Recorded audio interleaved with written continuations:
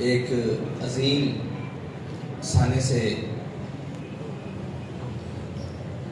گزری ہے اتوار کی شب، اور جو سانے ہری پور ہے ہزارہ اس کے اندر سے گزری ہے، اور جس میں ایک انتہائی دردناک واقعہ پیش آیا جو کہ شاخسانہ ہے حکومتی دہشت گردی اور ریاستی دہشت گردی کا، جس کی مثال شاید پاکستان میں کسی بھی واقعے کے ساتھ نہیں جوڑی جا سکتی۔ گزشتہ ہفتے میلاد النبی صلی اللہ علیہ وسلم کا جلوس تھا جو 12 ربیع الاول کے دن اپنے مقامات سے ہوتا ہوا حویلیاں کی جانب جا رہا تھا، جس کے اوپر راستے میں شیلنگ کی گئی۔ اسی 12 ربیع الاول کے جلوس کو دوبارہ کرنے کے لیے ہم نے اعلان کیا یہاں 12 ربیع الاول شریف کی شب کو کہ ہم وہاں جا کر میلاد النبی صلی اللہ علیہ وسلم کا جلوس کریں گے۔ جس کو روکا گیا اس کو دوبارہ کریں گے وہیں پر۔ وہ جلوس اپنے مقام سے چلا اور انتہائی شاندار طریقے سے، بلکہ ہزارہ کی تاریخ کا سب سے بڑا جلوس میلاد النبی صلی اللہ علیہ وسلم کا، وہ اپنے مقام کی طرف رواں دواں تھا، جو تقریباً انتہائی فاصلہ طے کر چکا تھا کہ کھولیاں بالا کے قریب جب وہ پہنچا تو اس کے اوپر شیلنگ سٹارٹ کر دی گئی۔ جب وہ شیلنگ ہونے لگی تو اس کے بعد حالات کی کشیدگی دیکھتے ہوئے اور سارے معاملات دیکھتے ہوئے 3 کلومیٹر پہلے جلوس کو اختتام کر دیا گیا اور جلوس کو واپس موڑ لیا گیا۔ وہ حدود جہاں دفعہ 144 لگی ہوئی تھی، وہ حدود جہاں پر انتظامیہ کہہ رہی تھی کہ یہاں نہیں آنا، اس حدود سے تقریباً 2.5 کلومیٹر پہلے ہماری حدود ابھی آدھا کلومیٹر پہلے تک تھی جہاں ہم جا سکتے تھے، لیکن ہم نے اس سے پہلے اپنی ختم کر دی۔ لیکن بلا اشتعال شیلنگ کا سلسلہ جاری رہا اور اس کے بعد جلوس کو واپسی کی طرف موڑ دیا گیا۔ اور جب جلوس واپسی کی طرف موڑا تو اس کے اوپر پیچھے سے کارکنان کے اوپر، پورے جلوس کے اوپر گولیاں، شیلنگ اور انتہائی دردناک طریقے سے جتنے بھی کارکنان شہید ہوئے ان کو پیچھے سے گولیاں ماری گئی۔ کسی کو سر میں لگی، کسی کو کمر میں لگی اور آر پار، اور جتنے بھی زخمی ہوئے سب کو گولیاں پیچھے سے لگی۔ اور اگر کسی نے پیچھے مڑ کر دیکھا تو اس کو سامنے ماتھے پر، سینے پر گولی مار دی گئی، اور جو وہاں پر ہاتھ میں آیا اس کو پکڑ کر گولی مار دی گئی۔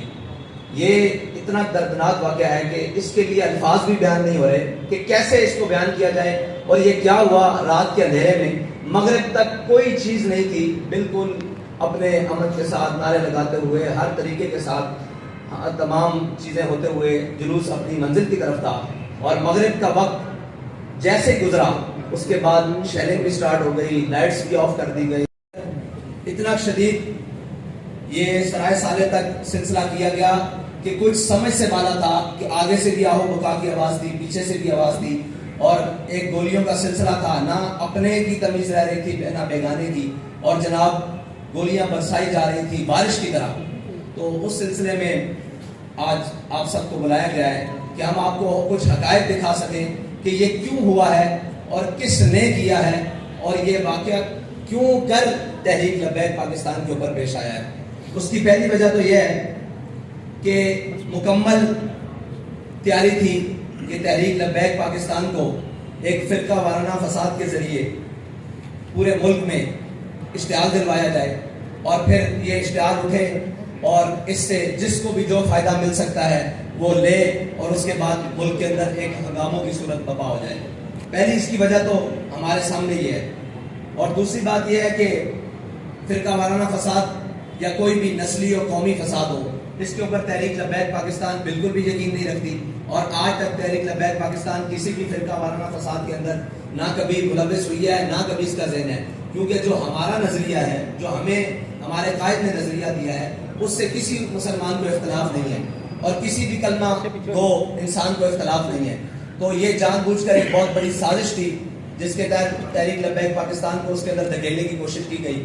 اور دوسری بات یہ ہے کہ حالیہ دورے جو ہمارے ملک کے ذمہ داران بیرون ملک کر کے آئے ہیں وہ کیا یہ معاہدے کر کے آئے ہیں کہ اب ان لوگوں کو جان سے مارنا ہے، اور جب یہ اشتعال میں آ جائیں اور ان کو کل پھر یہ پورے ملک میں فساد اور جناب ایک احتجاج کی فضا بلند ہو اور ایک دوسرے کو مارا جائے اور اس کے بعد ایک بڑا احتجاج پورے ملک میں بپا ہو اور اس کے بعد تحریک لبیک پاکستان کو قدم کیا جائے. یہ اس کی طرف پرسوں رات کا ایک قدم تھا جس کو تحریک لبیک پاکستان کی قیادت نے بڑی بخوبی طریقے سے بھانپ کر اپنے کارکنوں کو اس دلدل سے نکال کر اور بحفاظت گھروں تک پہنچانے کی کوشش کی، لیکن وہ کوشش ناکام کرنے کے لیے بھی ان کے اوپر گولیاں برسائی گئی. یہ ایک اتنی بڑی سازش ہے کہ اگر اس سے بے نقاب کیا جائے تو پتہ لگ جائے گا کہ پاکستان کا دشمن کون ہے اور پاکستان کو غیر متزلزل کون کرنا چاہتا ہے، اور ایک وہ جماعت جس کا ان چیزوں سے تعلق ہی کوئی نہیں اس کو اس کی طرف دھکیلنا کون چاہتا ہے، اور بلا وجہ ان کے کارکنان کو شہید کروا کر کون چاہتا ہے کہ اس ملک کے اندر اشتعال پیدا ہو اور اس ملک کے اندر ایک افراتفری پیدا ہو اور اس ملک کو دوبارہ اس کی طرف دھکیلا جائے جس سے کسی کا مفاد جڑا ہوا ہے. اور اس سارے واقعے کے بعد ہم اس نتیجے پر پہنچے ہیں کہ پاکستان میں حقوق سب کے ہیں، تمام سیاسی جماعتوں کے ہیں، تمام چیزوں کے ہیں، ہر چیز کا حق ہے، لیکن اگر حق نہیں ہے تو دینی لوگوں کا نہیں ہے، اگر حق نہیں ہے تو مذہبی لوگوں کا حق نہیں ہے، اور حق نہیں ہے تو تحریک لبیک یا رسول اللہ کے کارکنان کا حق نہیں ہے، اس کے ذمہ داران کا حق نہیں ہے.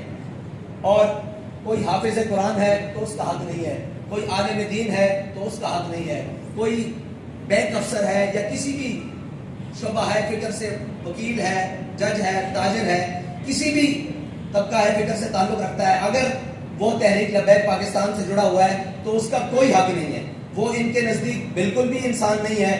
اور یہ حلیہ جس میں ہم آپ کے سامنے بیٹھے ہوئے ہیں داڑھی اور پگڑے کے حلیے میں، یہ حلیہ جس کا دل چاہے، جس وقت دل چاہے، جہاں دل چاہے، اس حلیے والوں کو جتنا خون بہانا چاہے وہ بہا دے، رات کے اندھیرے میں چاہے، دن کی روشنی میں چاہے وہ بہا دے، اور جہاں دل چاہے گولیاں برسا دے، جہاں دل چاہے شہد برسا دے، جہاں دل چاہے اٹھا کر جیلوں میں بند کر دے، جہاں دل چاہے دہشت گردی کے مقدموں میں بند کر دیا جائے، جب دل چاہے فورتھ شیڈول میں ڈال کر ان کو پابند سلاسل کر دیا جائے. اور جناب اس سوچ اور اس فکر کے رکھنے والوں کو یہ سوچنا ہوگا، اور ان کے خلاف جو سازش کر رہے ہیں ان کو یہ سوچنا ہوگا کہ ہم ملک کو کس طرف لے کر جا رہے ہیں، اور یہ جو کچھ ہو رہا ہے یہ چاہت کس کی ہے، یہ کس کا ایجنڈا ہے کہ وہ ہمیں اس سطح پر لے کر جانا چاہتا ہے، اور ہمارے خون کو اتنا ارزاں سمجھ کر دن بدن بہایا جا رہا ہے اور اس کی قیمت بھی نہیں. یعنی یہاں شہداء کے جنازے ہوں کسی کو دکھانے کی اجازت نہیں، سچی بات یہ ہے، یہاں شہیدوں کی گنتی کسی کو بتانے کی اجازت نہیں، یہاں زخمی ابھی بھی پڑے ہوئے ہیں اسپتالوں میں کسی کو ان کو جا کر دیکھنے کی اجازت نہیں، اور پوسٹ مارٹم کے لیے 48 گھنٹے ہو گئے ہیں. تمام جگہ پر ہم باڈیز لے کر تمام سرکاری اسپتالوں میں، مجسٹریٹ کی عدالتوں میں پھر رہے ہیں کہ ہمیں کورٹ آرڈر دیں تاکہ ہم ان کا پوسٹ مارٹم کروا سکیں. وہ کورٹ آرڈر نہیں دیے جا رہے. وکلاء صبح سے لے کر شام تک کچہریوں میں بیٹھے ہوئے ہیں، کوئی سننے کے لیے تیار نہیں ہے کہ یہ ہوا کیا ہے اور یہ ظلم آپ کے ساتھ کس نے کیا ہے، کیوں ہو رہا ہے. اور اس کے بعد ہمارے الٹا سب سے بڑی بات یہ ہے کہ الٹا جن کو شہید کیا گیا ہے ان کے اوپر ایف آئی آر درج کرنی شروع کر دی ہے. مطلب اس کا تو جواز، اگر ہم وہاں دھرنا دے کر بیٹھتے، ہم اپنی حدود سے تجاوز کرتے، یا ہماری جو ریڈ لائن کیا انہوں نے کہا یہاں دفعہ 144 ہے یہاں آپ نہیں آ سکتے، ہم وہاں جاتے تو کوئی سمجھ آتی. جلوس اپنے اختتام کر کے واپس جا رہا ہے تو اس پر گولیاں کس نے برسائی ہیں اور کیوں برسائی ہیں اور کس وجہ سے برسائی ہیں، یہ اتنا بڑا سوال ہے ملک کے تمام اداروں سے، ملک کے آرمی چیف سے، ملک کے چیف جسٹس سے، اور جناب chief justice of high court سے، ملک کے وہ تمام وزیر اعظم سے، وزیر اعلیٰ سے، وزیر داخلہ سے، وزیر خارجہ سے، ملک کے تمام بڑے مطلب کلیدی عہدوں پر بیٹھنے والوں سے یہ سوال ہے کہ یہ کیا ہوا ہے آپ کے نیچے آپ کی بسنے والی رعایا کے اندر، اور یہاں پر اس روٹ کے اوپر سگنلز بند کر دیے گئے. اس روٹ کے اوپر جب گولیاں برسی اس کی روٹ کے اوپر لائٹیں بند کر دی گئی، لائٹ بند کر دی گئی. اس روٹ کے اوپر آنے جانے والے لوگوں کو رستہ بند کر دیا گیا. حالانکہ رستہ نہ ہمارے جلوس کی وجہ سے رکا ہے، ٹریفک بھی چلتی رہی ہے اور لوگ بھی آتے جاتے رہے ہیں، لیکن اس سے پہلے، اس واقعے سے پہلے کرنے کے کس نے آگے سے جا کر ٹرکوں کو رستہ بند کر دیا اور تحریک لبیک یا رسول اللہ کے جلدی نکلنے کا راستہ بھی روکے رکھا، جس کو 3.5 گھنٹوں بعد کارکنان نے پورا زور لگا کر ان گاڑیوں کو روڈ سے ہٹا کر اپنا راستہ واپسی کا صاف کیا، جانے کا نہیں. یہ ایک اتنے بڑے سوالات ہیں جس کا جواب اس ملک کے تمام ذمہ داروں کو دینا پڑے گا، ورنہ یہ بدماشی کہ جناب جس کا جب دل چاہے وہ مار دے اور جس کو مار دے کوئی تمیز کیے بغیر، یہ دنیا میں. اور دیکھیں سب سے بڑی بات کہ ٹارگٹ کلنگ کر کے مارا گیا ہے. لوگ پیچھے سے جا رہے ہیں، آپ دیکھیں ہمارے شہداء کو کہ ان کے سروں میں فائر لگے ہوئے ہیں، اور فائر 30 بور کا ہے. مجھے یہ بتائیں 30 بور سے فائر ٹارگٹ کلر کے علاوہ کوئی مار سکتا ہے سر میں؟ یہ ایک سوال ہے بہت بڑا کہ ایک چھوٹے پسٹل سے، دیسی ساختہ پسٹل سے 30 بور کے فائر ہمارے کارکنوں کے سروں میں لگے ہوئے ہیں، اور بڑی گنوں کے بھی فائر ہیں، وہ آر پار ہو چکے ہیں جسموں کے اندر سے، اور ٹارگٹ کر کر کے ایک ایک کو ٹارگٹ کر کر کے وہاں فائر مارے گئے ہیں. تو یہ ٹارگٹ کلنگ کے سلسلے کی طرح، بالکل اس طرح جس طرح ٹارگٹ کلرز کسی کو ٹارگٹ کر کے مارتے ہیں، اس طرح کارکنان کا وہاں خون پایا گیا اور ان کو شہید کیا گیا، ان کو زخمی کیا گیا، ان کی حال و بحال نہیں کیا گیا، اور سب کو پیچھے سے گولیاں ماری گئی. یہ تھی جی ہمارے اس سانے کی رویداد. اور کھودیاں بالا یہ وہ جگہ ہے، اور جہاں تک ہمارا تحریک لبیک پاکستان کا جلوس پہنچا. اور ایک بہت بڑی سازش حویلیاں میں، حویلیاں تو بھائی اس سے 3 کلومیٹر ہے، حویلیاں کی تو حدود بھی نہیں شروع ہوتی. ایبٹ آباد بھی وہاں سے، ایبٹ آباد ضلع کی حدود وہاں سے شروع نہیں ہوتی جہاں تک ہم گئے ہیں. وہ بھی آگے پل کراس کریں تو آگے جاتا ہے، تو ہم تو پل کے پہلے دعا کر کے واپس آ چکے ہیں.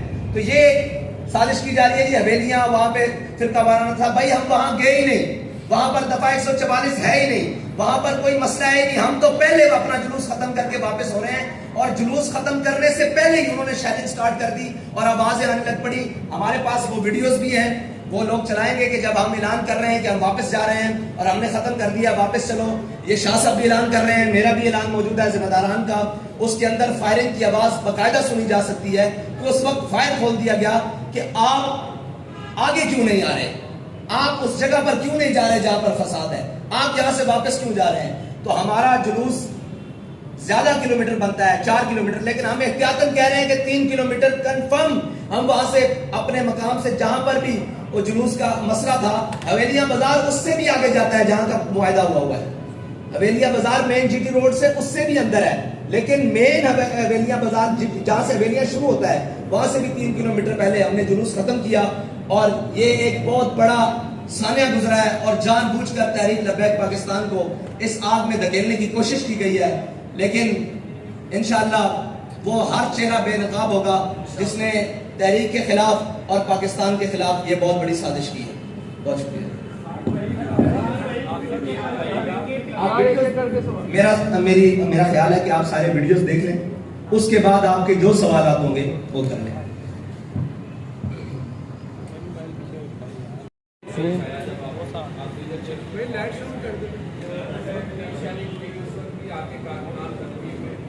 جبکہ آپ کو پتہ ہے کہ جنازہ اس پہ ڈکلیئر کیا گیا جس وجہ یہ سارا کلیش ہوا، آپ لوگوں نے جان بوجھ کے پھر دوبارہ میلاد النبی کا جلوس اسی راستے پہ کیوں کام کیا شروع کیا، جبکہ آپ کو پہلے ہی پتہ ہے کہ وہاں پہ کلیش ہے، جنازہ ہے. آپ لوگ معاشرے میں اس طرح کی تحریک نہ پیدا ہو، امن رہا جائے، جیسا کہ پہلے ہی آپ کے اوپر اور پاکستان تحریک لبیک کے اوپر تنقید ہوئی ہے کہ شدت لوگ ہیں، پیچھے لوگ ہیں، سخت ہے، یہ اپنے موقع سے پیچھے رہتے. کہیں پہ انسانی جانوں کو اتنا نقصان ہو رہا ہے، کوئی اور راستہ بھی تو کہاں پہ بنا سکتے تھے آپ، کیا کہاں پہ کوئی اور راستہ نہیں تھا جس کو بھی لگایا جا سکتا؟ بھائی جہاں پر مسئلہ ہے، جہاں پر کلیش ہے، جہاں سے اس سے 3 کلومیٹر پہلے جلوس ختم ہو چکا ہے. جہاں کا معاہدہ ہے، جس روڈ کے اوپر جہاں مسئلہ ہوا ہے، جہاں شیلنگ ہوئی ہے، اس سے 3 کلومیٹر پہلے جلوس ختم ہو چکا ہے. ابھی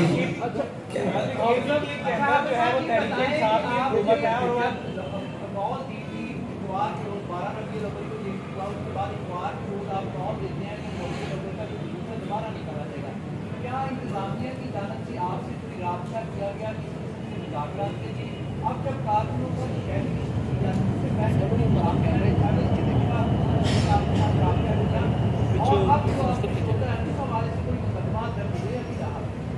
ہم سے تحریک لبیک پاکستان سے مرکزی سطح پر کسی نے بھی رابطہ نہیں کیا. ہماری مقامی قیادت سے رابطہ کیا ڈی سی, اور انہوں نے ان کے ساتھ ان کے مذاکرات ہوئے. انہوں نے یہ بات کی کہ ہماری یہ حدود ہے, یہاں تک ہم آئیں گے جلوس کو لے کر, اور یہاں اس کے بعد واپس چلے جائیں گے. اور انہوں نے کہا جی ٹھیک ہے. اس سے آگے انہوں نے کنٹینرز لگا دیے اور اپنی حد کو بند کر دیا. ٹھیک ہے, اور وہاں تک ہم گئے اور وہاں سے واپس لوٹ آئے. یہ بات انتظامیہ کو بھی پتہ ہے اور سب کو پتہ ہے, آن دا ریکارڈ موجود ہے کہ وہاں تک کنٹینرز انہوں نے لگا دیے کہ یہ آپ کی حد بندی ہے. ہم وہاں سے دعا کر کے واپس لگے.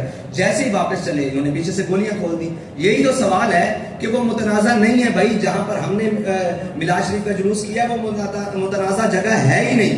وہ متنازع تو اس سے 3 کلومیٹر آگے ہے, اور وہ بھی تنازع یہ نہیں ہے کہ وہاں جلوس نہیں, وہ بازار کے اندر جانے کا مسئلہ ہے. جہاں پہ متنازع ہے اس سے 3 کلومیٹر پہلے ایک چوک ہے حویلیاں چوک سے 3 کلومیٹر پہلے ہم نے کیا ہے. جو مسئلہ ہے تنازع کا وہ حویلیاں بازار کا ہے کہ آپ باہر حویلیاں تک جا سکتے ہیں. یہ انتظامیہ کی طرف سے ہمیں تھا کہ آپ حویلیاں تک چلے جائیں اور جا کر جلوس کریں. ہم نے حویلیاں سے بھی 3 کلومیٹر پہلے اپنا جلوس ختم کر کے واپس آئے ہیں. نہ کسی کی ضد کا مسئلہ ہے, نہ کسی کے انا کا مسئلہ ہے. یہ بتائیے گا یہ ساری بات آپ نے نشان نہیں کی ہے کہ یہ کچھ سازشی عناصر تھے, وہ سازشی عناصر کچھ اسٹیٹ ایکٹر تھے یا نان اسٹیٹ ایکٹر تھے جن کو آپ مانگ رہے ہیں؟ بھائی جس نے بھی جو ہونا تھا وہ ہو گیا. فیوچر میں آپ کیا کر رہے ہیں؟ کیا اسی طرح مظاہرے کریں گے, کوئی دھرنا دیں گے, یا کورٹ سے رجوع کریں گے, کوئی جوڈیشل کمیشن؟ دیکھیں, ہمارا تو کل سے یہ مطالبہ ہے کہ اس ساری چیز کو سامنے لے کر آیا جائے. جنہوں نے بھی ہمیں گولیاں ماری ہیں وہ باوردی تھے. کوئی نان اسٹیٹ اس ملک کے ہمیں مارنے والا نہیں تھا.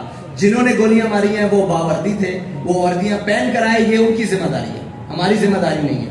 ٹھیک ہے, وہاں پر ہمیں گولیاں مارنے والے سارے باوردی تھے جنہوں نے ہمارے کارکنان کو گولیاں ماری ہیں. اور آپ کیا سمجھتے ہیں کہ ہمیں پیچھے سے یہ خبر آ رہی تھی کہ وہاں گولیاں ماری جا رہی ہیں؟ ہم تو یہ دیکھ رہے تھے سامنے کہ یہ گولی چل رہی ہے, یہ گولی چل رہی ہے, یہ سامنے ہمارے شخص کھڑا ہو گیا. ہم نے آتے ہیں بھائی, ہم نے آتے ہیں اور سامنے شخص کھڑا ہو کے گولیاں چلا رہا ہے. میں خود کھڑا ہو کر دیکھ رہا ہوں کہ وہ سامنے گولیاں چلا رہا ہے, اور میں ان سے کہہ رہا ہوں کہ بھائی اپنی سپیڈ بڑھاؤ, یہاں سے نکلو, یہ تو گولیاں چلا رہے ہیں. اور جیسے ہی ہم نے سپیڈ بڑھائی انہوں نے اور تیز فائرنگ شروع کر دی اور پھر آگے سے رستے روک دیے. دوسری بات یہ آپ نے کہا کہ اگلا لائے عمل, وہ ہم نے اپنی جنرل باڈی کا اجلاس شعبہ کا اجلاس بلا لیا ہے تحریک لبیک کا کل, اور انشاءاللہ اس کے بعد اعلان کریں گے کہ اگلا لائے عمل کیا ہوگا. اور دوسرا ایک سوال کیا تھا کہ مقدمات کا. بھائی مقدمات ہمارے اوپر درج ہو رہے ہیں. ہمارا تو آپ کو بتایا نہ پوسٹ مارٹم ہو رہا ہے, نہ کوئی درخواست لینے کے لیے تیار ہے. ہمارے جو زخمی ہیں جن کو اسپتالوں میں لے کر گئے ہیں ان کو جا کر بیڈوں کے ساتھ ہتھکڑیاں لگا دی گئی, جن کو گولیاں فائر لگے ہوئے ہیں. شاد بھائی آباد کے اندر جو میڈیا وہ ذرا یہ بتائیں کہ ہم تو ماشاءاللہ کوئی 400-500 کلو میٹر دور بیٹھے ہیں, یا اللہ جانتا ہے یا آپ جانتے ہیں کیا ہوا ہے. جب ایک دفعہ جلوس نکلا ہے تو پھر دوسری دفعہ کیوں نکلا ہے؟ اور جو متنازع ایریا 3 کلو میٹر, وہاں کون سے لوگ ہیں کہ جن کی وجہ سے اس ریڈ لائن ایریا تھا جس کے دور یا قریب آپ کے ساتھ یہ تشدد کیا گیا؟ اور تیسرا شہداء کی ایگزیکٹ تعداد کیا ہے, زخمیوں کی کیا تعداد ہے؟ آپ کو یہ سارے سوالات تو جنہوں نے روکا ہے وہ بتائیں کہ ریڈ ایریا. میرے نزدیک پورا پاکستان میں کوئی بھی ایریا ریڈ لائن نہیں ہے. یہ تو وہ بتائیں گے کہ جن کو اس ریڈ ایریا سے مسئلہ ہے کہ وہاں کون بستے ہیں, یا وہاں کیا معاملات ہیں, یا وہاں انہوں نے کیا کر رکھا ہے جس میں آپ اور میں میلاد النبی کا جلوس نہیں لے کر جا سکتے. یہ تو وہ لوگ بتائیں گے. ہمارے نزدیک تو پاکستان کی ہر گلی میں میلاد النبی صلی اللہ علیہ وسلم کا جلوس نکالا جا سکتا ہے, کوئی اس کے اوپر پابندی نہیں ہے. اور دوسری بات ہے کہ ہمارے شہداء کی تعداد 3 ہے. ٹھیک ہے جی, جن کو ابھی تک ایک آخری ہے جن کی پوسٹ مارٹم کی کوشش کی جا رہی ہے, جن کا پوسٹ مارٹم نہیں ہونے دیا جا رہا. ٹھیک ہے جی, اور جو زخمیوں کی تعداد ہے جو بلٹ سے زخمی ہیں وہ 13 افراد ہیں. یہ مکمل تعداد. اچھا آپ سب, میرے سوال کے 2 کوشچنز ہیں.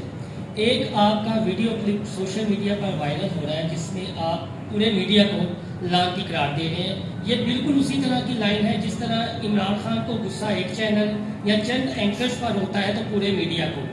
جب آپ جیسی ہستی پورے میڈیا کو لانتی قرار دیتی ہے یا میڈیا کے کردار کو مشکوک قرار دیتی ہے تو پورے میڈیا پر ایلیگیشن لگتا ہے, آپ کے کارکنان پہ بھی اشتہار آتا ہے. کائنڈلی آج آپ بیٹھے ہوئے ہیں موقع کو غنیمت جانتے ہوئے ان چند چینلز اور ان اینکرز اور تجزیہ کاروں کا نام بتا دیں جن پہ آپ کو غصہ ہے, تاکہ پورا میڈیا بلیک لسٹ نہ ہو اور پورے میڈیا کو یہ ایلیگیشن نہ لگے کالی دے رہے ہیں. ایک یہ اور ایک سوال محمد, دیکھیں بات ہوتی ہے سربراہ کے ساتھ. ہمیں تو یہی پتا ہے کہ آپ کے پاکستان میں سب سے بڑا صحافی یا ان لائنوں میں گنے جانے والے صحافی عامر میر صاحب ہیں, ایسے ہی ہے. آپ ان کو صحافی مانتے ہیں؟ پہلے تو آپ جواب دیں نا کہ آپ کے یہاں صحافی کون ہے. ہمارے یہاں تو آپ سارے صحافی ہیں, سارے صحافی ہیں پورے پاکستان. ہم تو سب کو صحافت کی نظر سے دیکھتے ہیں. آپ کیمرہ مین ہیں, یہ صحافی ہیں یا نیوز رپورٹر ہیں, آپ ان کو صحافی مانتے ہیں؟ پہلے تو یہ بتائیں. اگر آپ سارے ان کو آن کرتے ہیں پھر میں اگلی بات کرتا ہوں. جی بالکل. اچھا, آپ ان کو آن کرتے ہیں, آپ نے ان کی ٹویٹ پڑھی ہے؟ میں نے پڑھی ہے آپ کی. آپ یہ مجھے بتائیں کہ وہ کہہ رہے ہیں جو ان کے ساتھ ہوا ہے اچھا ہوا ہے, تو میں اس کو لانتی نہ کہوں تو اور کیا اسے کہ ہم یہی کہہ رہے ہیں بھائی وہ آپ کا سربراہ ہے نا. نہیں ہمارا سربراہ نہیں, ہمارے آپ کا سربراہ ہے, ٹھیک ہے. ہم تو ڈساؤن کرتے ہیں اس طرح کے صحافیوں کو. ٹھیک ہے, آپ کا سربراہ نہیں ہے, وہ لانتی ہے. اب دیکھیں نا پھر آپ بات کریں, آپ کا سربراہ نہیں ہے. ٹھیک ہے, اگلی بات. اچھا دوسرا کوشچن یہ ہے سوال کا کہ آج آپ کے صاحب جس طرح عمران خان تھوڑا سا ہمیں اسٹیبلشمنٹ کا ان کا ہاتھ ان سے پیچھے چلتا ہے تو تھوڑا سا بکواہٹ کا شکار ہے. آج آپ بھی اپنی پریس کانفرنس میں معذرت کے ساتھ گھبرائے ہوئے لگ رہے ہیں. ہمیں وہ لبیک کا امیر نظر نہیں آ رہا جو علامہ خادم حسین رضوی کے دور میں تھی اور وہ ایک دبنگ انداز کرتے تھے. ایسا لگ رہا ہے آپ تو التجا کر رہے ہیں, ظلم بھی آپ کے ساتھ ہوا ہے اور مجھے نہیں پتا ہے. میری بات سنیں, میرے ساتھ ظلم ہوا ہے. میرے ظلم کو نہ آپ دکھا سکتے ہو, میرے ظلم کو نہ آپ بتا سکتے ہو. میرے کارکن کو جہاں چاہے, جس اندھیرے میں چاہے, جس جہاں چاہے کوئی مار دے, میں بتاؤ کہاں جاؤں. میرا ایک سوال ہے پورے دنیا سے کہ یہاں اقلیت کے کتے کو پتھر بھی لگے نا تو پوری دنیا چیخ اٹھتی ہے.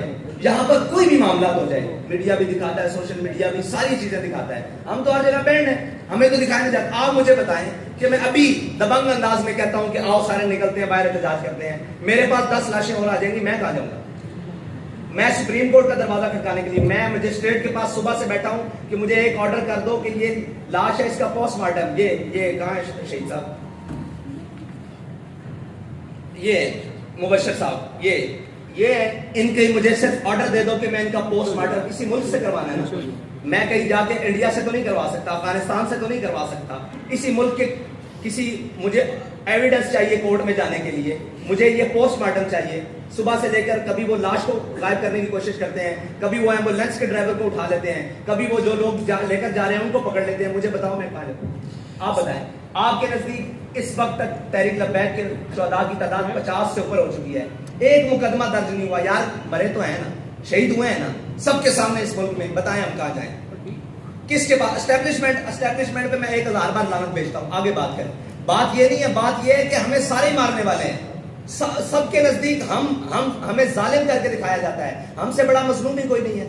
مجھے بتائیں جس کے نزدیک پوچھو وہ کہتے ہیں آپ ایسے ہیں. اب بتائیں ہم مظلوم بن رہے ہیں پھر بھی آپ کو برا لگ رہا ہے. صاحب ایک چیز دیکھیے گا کہ کے پی کے اندر جو ہے وہ جو حکومت ہے وہ پی ٹی آئی کی ہے, پولیس بھی جو ہے وہ پی ٹی آئی کی ہے, اور پی ٹی آئی تو پہلے ہی وہاں پر طالبان کے ساتھ جو ہے وہ لڑائی کر رہی ہے. آپ کے اوپر حملہ کر کے اپنے لیے ایک نیا مسئلہ کھڑا کرنے کی وہ کیا ضرورت ہے؟ آپ کو نہیں لگتا کوئی تیسری پارٹی جو کہ تیسری پارٹی جو تحریک انصاف کی مقبولیت سے خائف ہے وہ آپ کی مقبولیت کو استعمال کر کے تحریک انصاف کے مقابلے میں کھڑا کرنا چاہتی ہے؟ بھائی ہو سکتا ہے نا, تو یہ حکومت کا کام ہے نا. یہ بھی ہو سکتا ہے, اس میں کوئی دوسری رائے نہیں ہے کہ ہر وہ شخص ہو سکتا ہے جو کوئی بھی اس ملک میں کھیل کھیلنا چاہتا ہے, ہو سکتا ہے, کوئی عیب نہیں. لیکن اس کو سامنے کس نے لانا ہے؟ میں تو نہیں جانتا ان کو, میں تو وہاں ذمہ داروں کا تعین نہیں کر سکتا. حکومت کس کی ہے؟ خیبر پختونخوا میں حکومت کس کی ہے؟ پی ٹی آئی کی ہے نا. تو ان کا کام ہے کہ ان کو سامنے لے کر آئے. بھائی وہ تو الٹا ہم پر ایف آئی آر دے رہے ہیں. ان کا کام ہے نا کہ جن کو شہید کیا گیا کیوں کیا گیا, یہ تو ان کا کام ہے سامنے لے کر آئے. وہ ڈی سی کو بلائیں, ڈی پی او کو بلائیں کہ یہ گولی کیوں چلی ہے. آگے آپ احتجاج کریں گے اگر آپ کو انصاف نہیں کیا جاتا تو کوئی ٹائم فریم؟ بھائی سب کچھ کریں گے, سب کچھ کریں گے. ہم سے گلا یہ دیا جاتا ہے کہ آپ آخری لائن پہ پہلے چلے جاتے ہیں. ہم نے یہ کہا کہ ہم پہلی لائنیں بھی چھو لیتے ہیں جن میں دیکھا جائے کہ ہو سکتا ہے یہاں سے انصاف مل جائے. ہم کورٹ میں بھی جائیں گے, جوڈیشل کمیشن کی بھی انکوائری بھی لگوائیں گے, سارا کچھ کریں گے, اور اس کے بعد حالات تک جائیں گے اپنے انصاف کے.